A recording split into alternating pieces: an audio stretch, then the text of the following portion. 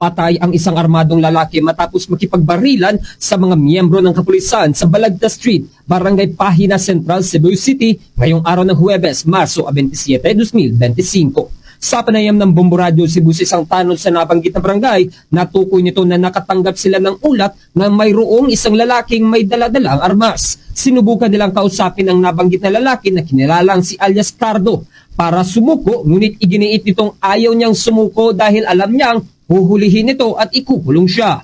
Dahil dito, tumawag sila ng pulisya mula sa Carbon Police Station 5 sa Cebu City Police. Ngunit biglang nagpaputok ang lalaki sa mga pulisya nang rumisponde sa inuulat na alarma. Nagresulta ito sa komprontasyon ng mga operatiba ng SWAT at naganap ang shootout kung saan nakarinig na ng mga putok na baril ang mga residente sa nasabing lugar.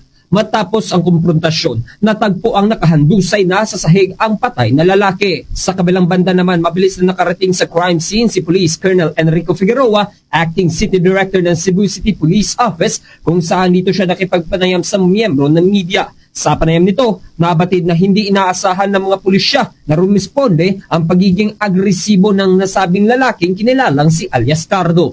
Ito ay dahil sa pagdating ng SWAT team ay bigla itong nagpaputok na nagdulot ng pagkasugat sa isa sa mga miyembro ng SWAT team operative na tinamaan sa may muka, ngunit ang minor injury lamang ito dahilan upang siya ay nasa stable na kondisyon. Sa ngayon, nagpapatuloy pa ang investigasyon ng pulisya para matukoy ang sanhi ng insidente. Hindi na i-expect na ganun pala ka-aggressive yung ating suspect, ano? Pinunutan agad sila na pinutukan sila. So, wala po nagawa yung ating mga polis kundi mag-retaliate and to defend themselves. Meron po, actually, yung pagpaputok ng suspect natin ay nagresulta sa pagkakasugat ng ating isang SWAT personnel.